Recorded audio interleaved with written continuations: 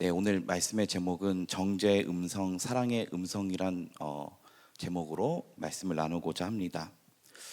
바리새인과 서기관들이 한 현장에서 가늠한 여인을 붙잡아다가 예수님 앞에 던지며 얘기했습니다. 이 여자는 현장에서 가늠한 여인인데 예수 당신께서는 이 여자에 대해서 어떻게 판결하시겠습니까? 그런데 오늘 말씀 보면은 이렇게 고발함은 그들이 이 바리새인과 서기관들이 예수를 고발할 조건을 얻고자 함으로 이 여자에 대해서 예수님 앞에 데리고 왔다라고 얘기를 합니다.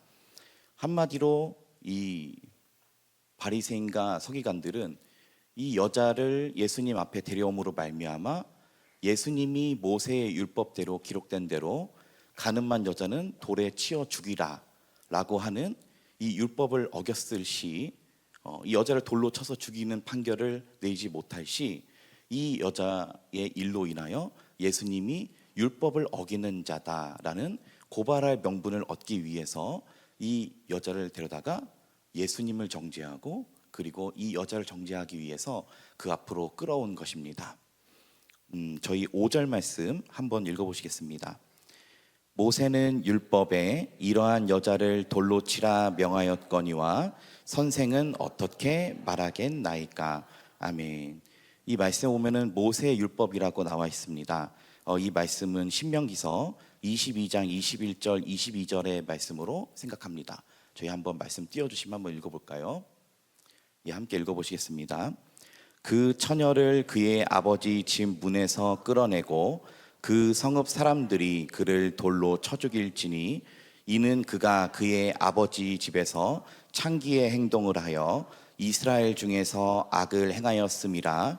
너는 이와 같이 하여 너희 가운데서 악을 제할지니라. 어떤 남자가 유부녀와 동침한 것이 드러나거든 그 동침한 남자와 그 여자를 둘 다 죽여 이스라엘 중에 악을 제할지니라. 아멘. 이 바리새인들은 이 모세의 율법, 신명기의 율법을 갖고 예수님을 고발할 조건을 얻고자 한 것입니다. 이 율법을 살펴보면은 결혼하지 않은 처녀가 간음을 했다든지 혹은 유부녀가 간음을 했다든지 했을 때 하나님의 율법에 이 사람들을 돌로 쳐서 죽이라고 하는 이 신명기 율법이 나와 있음을 살펴볼 수 있습니다. 그런데 이 율법을 봤을 때 이 사람들은 사람을 돌로 쳐서 죽이는 거에만 초점을 맞추고 보고 있습니다. 그러나 이 신명기 22장 21절 말씀을 다시 한번 띄워줘 보실까요? 사람은 사람을 돌로 쳐서 죽이는 데 관심이 있지만 하나님께서 이 말씀을 주신 이유는 21절 마지막에 기록되어 있습니다. 하나님의 의도는 무엇일까요? 이 말씀을 보시면 너는 이와 같이 하여 너희 가운데서 악을 제할지니라. 이게 하나님의 율법을 주신 목적이다라는 겁니다. 그래서 하나님께서는 이 두려움 율법, 어떻게 보면 사람을 돌로 쳐서 죽인다라고 하는 이 끔찍한 형벌을 주신 이유는 사실 사람을 죽이는 데 목적이 있는 것이 아니라 악이 더 이상, 죄가 더 이상 퍼지지 않게 하기 위해서 이 율법을 주셨다라는 것을 살펴볼 수 있습니다. 그러나 이 바리새인들과 서기관들은 사람을 죽이는데 초점을 맞추고 있었습니다. 왜냐하면은 정죄하고 죽이고자 하는 그런 마음에 악한 마음을 갖고 있었기 때문입니다.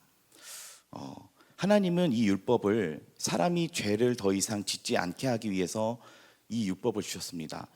그래서 이 예수님께서도 이 본문 말씀 11절 맨 마지막에 보면은 이렇게 말씀하십니다. 성경을 보시면은 이 여인에게 이렇게 말씀하십니다. 가서 다시는 죄를 범하지 말라 하시니라. 아멘. 율법을 주신 하나님의 이 의도와 예수님께서 이 가늠한 여인을 용서해 주신 이유가 똑같습니다. 가서 더 이상 죄를 범하지 않게 하기 위해서. 이게 하나님이 우리에게 율법을 주시고 말씀을 주신 선한 이유인 것입니다. 예수님은 하나님이 주신 이 율법의 본질이 무엇인지를 알고 계셨습니다. 그런데 사람들은 이 율법의 선한 목적을 이루는 데 관심이 있는 게 아니라 정죄의 혈안이 돼 있었습니다. 정죄. 여인을 정죄하는 것과 어떻게 하면 예수 그리스도를 고발할 수 있을까 하는 이 정죄에 초점을 맞추고 있었다라는 것입니다. 저 이어서 6절 말씀 함께 읽어보시겠습니다. 그들이 이렇게 말함은 고발할 조건을 얻고자 하여 예수를 시험함이러라. 예수께서 몸을 굽히사 손가락으로 땅에 쓰시니. 아멘. 예수님은 이들의 악한 마음을 알고 계셨습니다. 그리고 예수님이 가장 먼저 하신 행동은 몸을 굽히사 땅바닥에 무언가 글씨를 쓰신 것이었습니다. 이 글씨가 무엇을 얘기하는지 성경에 정확히 기록하고 있지는 않습니다.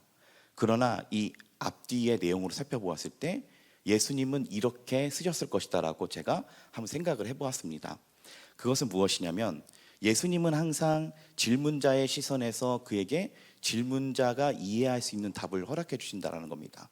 어부가 물었을 때는 어부의 시선에 맞게, 그리고 율법자가 율법으로 물어왔을 때는 율법에 무엇이라 기록되었는지 이렇게 답변을 해주셨다는 것을 보아서 아마 이 바리새인들이 신명기 율법을 갖고 예수님을 고발했기 때문에 예수님께서도 아마 이 신명기의 율법을 쓰셨을 것입니다. 다른 율법. 요거는 제 생각이긴 한데 아마 이렇게 쓰셨을 것 같습니다. 신명기 17장 6절에서 7절 말씀 함께 읽어보시도록 하겠습니다. 죽일 자를 두 사람이나 세 사람의 증언으로 죽일 것이요 한 사람의 증언으로는 죽이지 말 것이며 이런 자를 죽이기 위하여는 증인이 먼저 그에게 손을 댄 후에 뭇 백성이 손을 댈지니라. 너는 이와 같이 하여 너희 중에서 악을 제할지니라. 아멘. 이 말씀을 띄워주시면요, 이 말씀 7절에서도 역시 하나님께서 이와 같이 하여 너희 중에 악을 제할지니라 라는 말씀이 반복되고 있다는 걸 살펴볼 수 있습니다. 그런데 7절 말씀 중반부를 보시면 이런 자를 죽이기 위해서는 증인이 먼저 손을 대라. 그러니까 네가 이 사람이 잘못했다라고 지적을 할 때 네 증거하는 그 증인이 먼저 손찌검을 하는 겁니다. 돌을 던지라는 겁니다. 예수님이 아마 이 율법을 땅에 쓰셨을 것 같습니다. 그래서 예수님이 이어서 이렇게 말씀하십니다. 7절 말씀 함께 읽어보시겠습니다. 그들이 묻기를 맞이 아니하는지라 이에 일어나 이르시되 너희 중에 죄 없는 자가 먼저 돌로 치라 하시고. 아멘. 예수님은 이 신명기의 말씀을 땅에 쓰시고 난 다음, 율법을 쓰시고 난 다음에 율법대로 말씀하신 겁니다. 너희 중에 죄 없는 자가 먼저 돌을 들어 쳐라, 이렇게 말씀하셨다라고 생각을 합니다. 이렇게 주님께서 말씀하시고 난 다음에 예수님은 또다시 굽히셔서 땅에 무엇인가를 쓰셨습니다. 역시나 신명기의 말씀을 쓰셨다라고 생각을 했습니다. 이 신명기 19장 18절 19절 말씀 함께 띄우시면 읽어보시겠습니다. 재판장은 자세히 조사하여 그 증인이 거짓 증언하여 그 형제를 거짓으로 모함한 것이 판명되면 그가 그의 형제에게 행하려고 꾀한 그대로 그에게 행하여 너희 중에서 악을 제하라. 아멘. 이 18절 말씀을 띄워주시면요, 재판장은 자세히 조사하여, 그러니까 이 재판장의 자리에 쓴 사람은 예수님이십니다. 이 재판장은 예수님은 자세히 조사하여 그 증인이 거짓 증언하여 그 형제를 거짓으로 모함한 것이 판명되면 그에게 꾀한 그대로 그에게 갚을지니라 라고 말씀하셨습니다. 그런데 예수님께서는 그들에게 이렇게 말씀하셨습니다. 너희 중에 죄 없는 자가 먼저 돌을 들어 치라 라고 말씀하셨습니다. 여러분, 이 가운데 죄 없는 자가 있었을까요? 그 앞에? 모두가 죄인입니다. 근데 예수님의 말씀의 요구는 이거였습니다. 자, 그럼 모세 율법대로 이 여인을 돌로 들어 치되 단 조건이 있다. 너희 가운데 죄 없는 자가, 죄 없는 증인이 먼저 돌을 들어 쳐라, 이런 말씀하셨습니다. 자, 그런데 이 재판장이 보고서 이 사람이 거짓말을 하면은 그대로 그에게 갚으라고 하셨습니다. 만약에 예수님이 이 자리에서 너희 중에서 죄 없는 사람이 형제를 정죄해라, 너희 중에 죄 없는 자가 옆에 있는 형제를 비판하라, 돌을 던지라 라고 했을 때 우리가 누군가를 비판한다면 나는 예수님 앞에 저는 죄가 없는 자인데요 라고 말하는 것과 같다라는 것입니다. 그러므로 주님께서 이 바리새인들에게 주신 말씀, 너희 중에 죄 없는 자가 먼저 돌로 치라 라고 말씀하신 순간 돌을 들어 치는 자가 있다면 그 사람이 바로 거짓 증언하는 자가 된다라는 것입니다.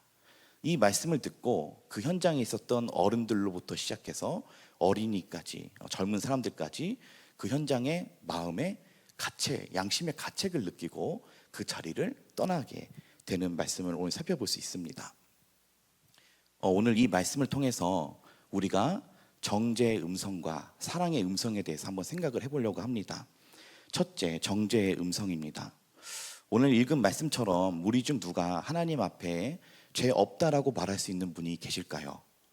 우리가 누군가를 정죄할 때 자기 자신은 깨끗하냐라는 것입니다. 내가 하나님, 저 집사님이 잘못했는데요? 하나님, 저 권사님이 잘못했는데요? 하나님 듣는 앞에서, 그리고 사람들 앞에서 이런 정죄를 할 때가 있습니다. 그러면 이 정죄를 하는 나는 그 증인으로서, 하나님 앞에 증인으로서 과연 나는 하나님 앞에 죄 없는 자냐라는 것입니다. 너희 중에 죄 없는 자가 먼저 돌로 치라라고 하셨습니다. 여러분, 이 말씀은 우리에게 동일하게 주시는 말씀이십니다. 우리가 누군가를 비판하거나 정죄할 때 너희 중에 죄 없는 자가 먼저 돌로 치라라고 말씀하신다라는 것입니다. 우리가 이 말씀을 자세히 살펴보면은 우리 모두가 죄 지은 자를 심판해야 되는 율법을 지키는 자임에도 불구하고 한편으로는 우리가 이 율법을 행할 수 없는 죄인임을 발견하게 됩니다. 왜냐하면 우리도 똑같은 죄인이기 때문입니다. 율법도 선하고 주의 말씀도 선합니다. 그러나 오늘 우리 주님의 말씀에는 우리 중 누구도 남을 칠 수 없다라는 것을 깨닫게 하십니다. 우리 모두가 예수님 안에서 죄인이면서도 형제를 정죄하는 것은 죄입니다. 이것은 죄인이 다른 사람을 정죄하는 것과 마찬가지이기 때문입니다. 우리 가운데서도 이러한 일들이 많이 있습니다. 우리가 교회에서 예수님이 핏값을 주고 사신 우리의 형제를 정죄할 때가 있습니다. 너는 잘못됐어. 너는 내가 생각하기에 잘못된 행동과 생각을 하고 있어. 그러니까 너는 나쁜 사람이야. 너는 하나님의 말씀을 지키지 않는 사람이야. 그러나 손가락질하는 우리 당사자 나에게는 하나님 앞에 죄가 없나요? 제가 학생부 설교 때 이런 간증을 많이 했었습니다. 제가 청년 시절에 신학교를 준비하면서 새벽 기도를 다녔는데요. 이 새벽 기도를 나가다가 어느 날은 이제 제가 항상 새벽 기도를 드리고 아침에 정수기에 물을 받아 마시러 가려고 하고 물 마시고 2층의 예배당에 올라가서 예배를 드리려고 했습니다. 그런데 뒤에서 이제 새벽 기도차가 도착을 하면서 어떤 다리를 저는 어르신께서 내리셨는데 제가 물 먹으러 가는 그 정수기로 향하고 걸어가고 있을 때 그 어르신이 그 쩔뚝거리는 다리로 저를 새치기 해서 제 정수기 앞으로 새치기를 해서 급하게 물을 드시려고 했습니다. 기분이 언짢았습니다. 근데 그분께서 저를 새치기 하기 위해서 너무 빨리 달려오시다 보니까 그 쌓여있던 이 종이컵을 다 땅바닥에 넘어뜨렸습니다. 그래서 제가 그 종이컵을 새벽에 다 권사님과 집사님과 함께 주워가지고 이렇게 정수기에 올려놨습니다. 근데 계속 마음에 정죄의 생각이 드는 겁니다. 아니, 저렇게 새치기를 하려고 저렇게 빨리 쩔뚝거리시는 다리로 굳이 새치기를 하시려고 하실까? 그리고 내가 물 먹으러 가고 있는 걸 보셨을 텐데 굳이 나보다 저렇게 빨리 드셔야 되나? 이렇게 정죄의 감이 계속 들더라고요. 그래서 올라가서 하나님께 기도했습니다. 하나님, 어떻게 나이도 드셨다는 양반이 저렇게 인내심이 없을까요? 뻔히 저렇게 새치기를 하고 싶으실까요? 그렇게 하면서 하나님께 기도 집중이 안 되고 해서 계속 그 사람에 대한 정죄, 그 어르신에 대한 정죄 기도를 했습니다. 근데 하나님께서 그때 제 마음 가운데 이런 음성을 주셨습니다. 너는 깨끗하냐? 너는 깨끗하냐? 이런 말씀을 제 마음에 주셨습니다. 제가 그 음성을 듣고 나서 그래, 나도 죄인인데 하나님 앞에 새벽 기도하러 나오면서 저 어르신도 하나님 앞에 기도하러 나오시는 건데 나나 저 할아버지나 똑같은 죄인인데 내가 누굴 판단하겠는가, 그런 마음을 생각하면서 이 마음에 뉘우친 적이 있었습니다. 여러분, 말로 정죄하는 것, 그 사람도 자신도 똑같은 죄를 짓고 있는 경우가 많이 있습니다. 이를 두고 로마서 말씀에는 이렇게 말씀하고 있습니다. 로마서 22장 20절 말씀 함께 띄워주시면 한번 읽어보도록 하겠습니다. 율법에 있는 지식과 진리의 모본을 가진 자로서 어리석은 자의 교사요 어린아이의 선생이라고 스스로 믿으니 그러면 다른 사람을 가르치는 네가 네 자신은 가르치지 아니하느냐? 도둑질하지 말라 선포하는 네가 도둑질하느냐? 간음하지 말라 말하는 네가 간음하느냐? 우상을 가증히 여기는 네가 신전 물건을 도둑질하느냐? 율법을 자랑하는 네가 율법을 범함으로 하나님을 욕되게 하느냐? 기록된 바와 같이 하나님의 이름이 너희 때문에 이방인 중에서 모독을 받는도다. 아멘. 여러분, 자신이 하나님 앞에 용서받은 죄인이라는 것을 아는 사람은 절대로 남을 정죄하지 못합니다. 왜냐하면 양심이 있기 때문입니다. 그래, 내가 죄인인데 내가 누구에게 손가락질을 할 수 있겠는가? 내가 하나님 앞에 내가 이렇게 죄인인데 하나님 앞에 예수님 십자가 때문에 내가 구원받은 존재인데 내가 누구에게 손가락질할 수가 있는가? 자기의 양심이 그 사람으로 하여금 정죄하지 못하게 한다라는 겁니다. 옛 속담에 똥 묻은 개가 겨 묻은 개 보고 짖는다라는 속담이 있습니다. 이 복음서에는 예수님이 이렇게 말씀해 주셨습니다. 마태복음 7장 3절 말씀 함께 읽어보시도록 하겠습니다. 어찌하여 형제의 눈 속에 있는 티는 보고 네 눈 속에 있는 들보는 깨닫지 못하느냐? 보라, 네 눈 속에 들보가 있는데 어찌하여 형제에게 말하기를 나로 네 눈 속에 있는 티를 빼게 하라 하겠느냐? 외식하는 자여, 먼저 네 눈 속에서 들보를 빼어라. 그 후에야 밝히 보고 형제의 눈 속에서 티를 빼리라. 아멘. 참, 우리가 남을 보고 정죄할 때 우리도 사실은 그 똑같은 죄를 짓고 있지 않습니까? 나는 그 사람이 잘못한 것을 잘못한 적이 없습니까? 근데 우리가 참으로 미련하게도 우리도 나도 저 사람과 똑같은 죄를 지었으면서 저 사람을 흉보고 정죄하고 있다라는 것입니다. 저도 가끔 사역을 하다 보면은 어떤 권사님이 동감을 요청하실 때가 있습니다. 동감. 예를 이런 겁니다. 전사님, 권사님이 그냥 아주 잘못했어 하면서 막 내가 저 권사님이 하는 행동을 봤는데 그렇게 하더라니까, 저렇게 하더라니까. 그 동감을 요청합니다. 공감해달라고. 근데 들으면 기분이 안 좋습니다. 남을 그 정죄하는 말 듣고 있기 어렵습니다. 오히려 들으면 무슨 생각을 할까요? 오히려 이 말을 하는 권사님이 이상할 것이다. 저는 이 생각을 합니다. 이 마음이 불편할 때가 있습니다. 오히려 변은 이글스로 고개를 숙인다고 설령 그 사람의 허물이 보이고 잘못한 부분이 보여도 감싸주고 사랑해 주시는 분이 인격적인 분이시고 신앙이 성숙하신 분이시죠. 가끔 이런 얘기 들을 때마다 이런 생각이 듭니다. 한번 따라해 보실까요? 외식하는 자의 무기는 정죄이다. 이렇게 생각합니다. 지금껏 내가 누군가를 입술로 정죄해온 사람은 주님께 용서를 구해야 합니다. 나의 말과 판단으로 인해 다른 사람에게 두려움과 공포감을 주었기 때문입니다. 우리가 남을 정죄할 때 그 음성에는 예수님의 음성이 있을까요? 우리가 누군가의 허물을 발견하고 정죄를 합니다. 교회 오는데 쓰레빠를 신고 왔네? 뜨끔하지 마십시오. 네. 자, 이런 말을 할 때 이 음성에는 예수님의 음성이 있을까요? 예수님의 음성 없습니다. 예수님은 정죄한 분이 아니시기 때문입니다. 예수님의 음성은 사랑의 음성이기 때문입니다. 남을 정죄하는 것을 두려워하는 저와 여러분이 되시기를 소원합니다. 둘째로 사랑의 음성입니다.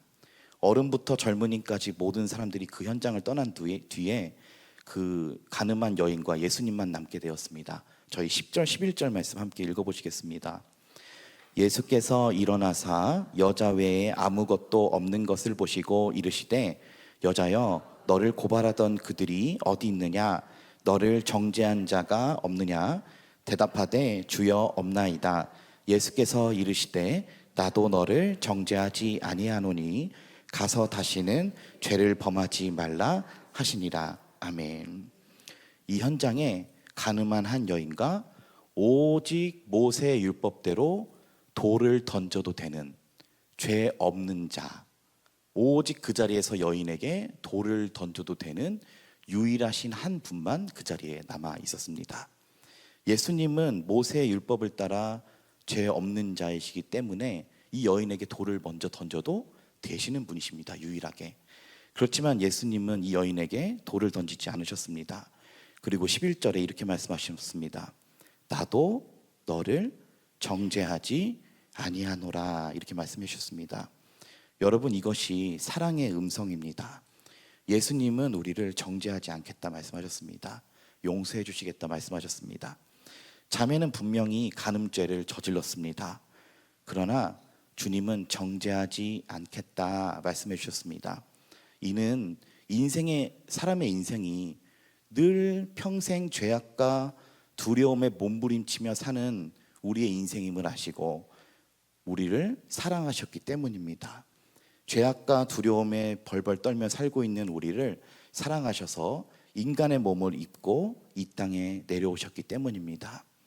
나는 의인을 부르러 온 것이 아니요 죄인을 부르러 왔노라 라고 말씀하셨으며, 삭개오야 내가 오늘 네 집에 유하여야 하겠다 이렇게 말씀하셨습니다. 여러분, 주님의 사랑의 음성이 들려야 한 영혼이 살아나는 것입니다. 우리가 주님의 그 사랑의 음성을 들어야 우리 영혼이 살아나는 것입니다. 우리가 남을 향해서 정죄의 음성이 아니라 사랑의 음성을 들려줄 때라야 그 영혼이 변화되고 그 영혼이 다시 살아나게 된다는 것입니다. 베드로전서 4장 8절 말씀에 무엇보다도 뜨겁게 서로 사랑할지니 사랑은 허다한 죄를 덮느니라고 말씀하셨습니다. 여러분, 정죄한다고 해서 사람이 변화되는 것이 아닙니다. 사랑해 주어야 변화되는 것입니다. 여러분, 돌을 던진다고 해서 그 여인이 간음을 그만두는 것이 아닙니다. 사랑의 음성을 들려줘야 그 여인이 변하게 되는 것입니다. 왜인지 아십니까? 하나님이 사랑이시기 때문입니다. 여러분, 사람이 이 마음에 아무리 사슬을 치고 막고 있어도 그 마음을 열고 들어가는 방법이 있습니다. 바로 사랑해 주는 것입니다. 왜냐하면 하나님이 사랑이시기 때문입니다. 아무리 꽁꽁 얼어붙은 마음, 그리고 이 죄로 말미암아 무너진 마음을 열고 들어가는 것은 정죄가 아닙니다. 사랑이 그 마음에 들어가서 그 영혼을 변화시킨다라는 것입니다.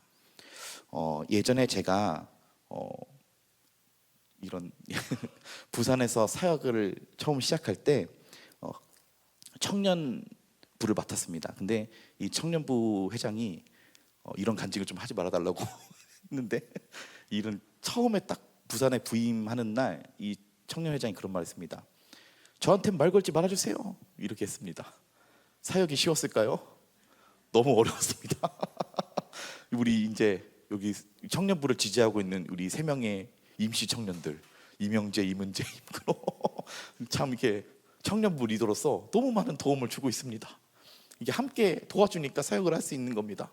근데 부산에 내려갔는데 이 친구가 저한테 말 걸지 말아주세요 이렇게 얘기하는 겁니다. 그래서 처음 부임한 날 그런 얘기하는 겁니다.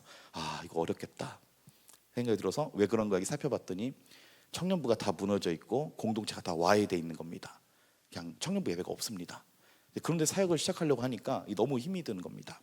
그래서 이 친구한테 친해지려고 노력을 했습니다.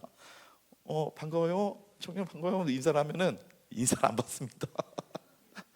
어떻게 해야 될까요? 집에 가서 곰곰이 생각하니까 이 친구가 미운 겁니다.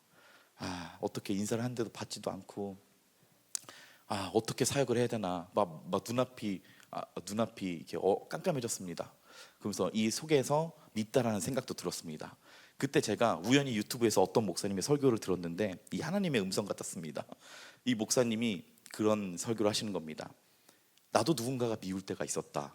그런데 하나님께서 그 목사님께 어떤 마음을 주셨냐면은 그 사람이 잘못된 게 문제가 아니라 지금 네 안에 사랑하지 못하는 게 더 크다, 이런 마음을 주셨다라고 합니다. 그래서 제가 이 설교를 듣고 나서 하나님이 지금 나에게 주시는 음성이구나. 그래, 물론 그 친구가 잘못한 부분이 있겠지. 그렇지만 내 안에 사랑이 없구나, 내 안에 오히려 사랑이 없구나라는 걸 깨닫게 해주셨습니다. 그래서 문제의 근본을 찾았습니다. 그 친구를 변화시키는 게 중요한 게 아니라 내가 먼저 사랑하는 게 중요했다라는 것입니다. 그래서 이 친구를 사랑하려고 노력을 했습니다. 밥도 사주고 얘기도 들어주고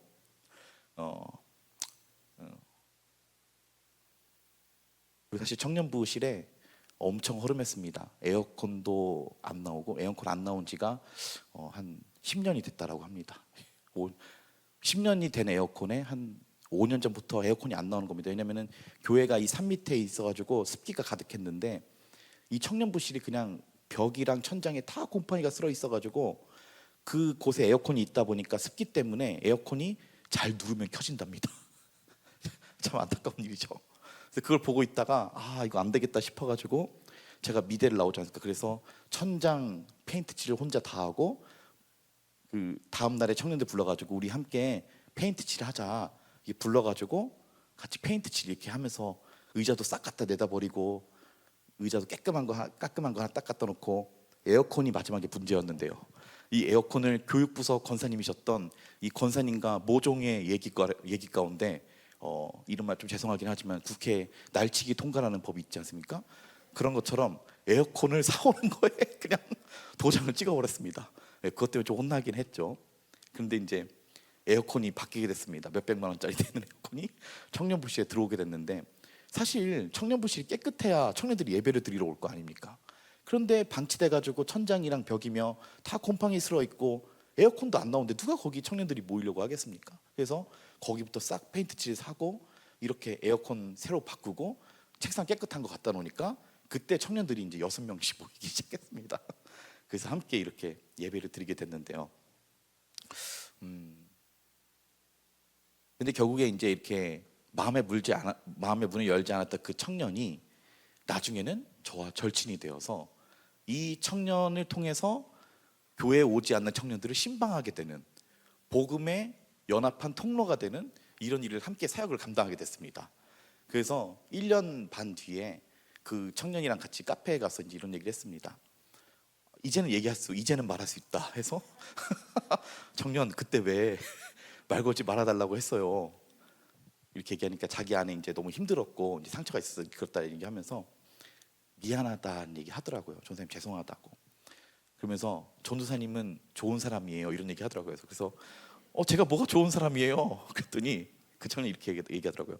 에어컨 바꿔줬잖아요. 그렇구나. 물론 이제 혼나긴 했지만, 담임 목사님한테 혼나고 장로님도 기분이 언짢으셨지만, 그 권사님과 이렇게 얘기해가지고 이렇게 에어컨을 사버린 겁니다. 그냥 혼났죠. 그 요즘에 그런 말이 있더라고요. 용서가 허락보다 빠르다. 그런 말이 있기도 하다던데. 아무튼 그래서 저주를 놓고 보니까 청년들도 이제 그렇게 해가지고 이게 모이게 되고 하는 그런 경험이 있었습니다. 결국에 우리가 그 사람을 사랑할 때 그 마음의 문이 열리는 겁니다. 그리고 그 사람도 변화가 되는 것입니다. 우리가 이 사람들에게 복음의 씨를 뿌리기 위해서는 사랑해 주지 않으면 복음의 문이 열리지가 않습니다. 이 사람은 영적인 존재라서 상대방이 자신을 어떻게 대하는지 자기가 다 압니다. 그래서 내가 이 마음으로부터 이 사람을 진정으로 사랑하지 않는 한 그 사람의 마음의 문은 열리지 않는다라는 것입니다. 그래서 우리가 이 사람을 사랑할 때 함께 연합하여 하나님의 선한 복음의 역사를 함께 이뤄가야 할 줄로 믿습니다. 또 한 가지 예로 이런 말씀 드리도록 하겠습니다.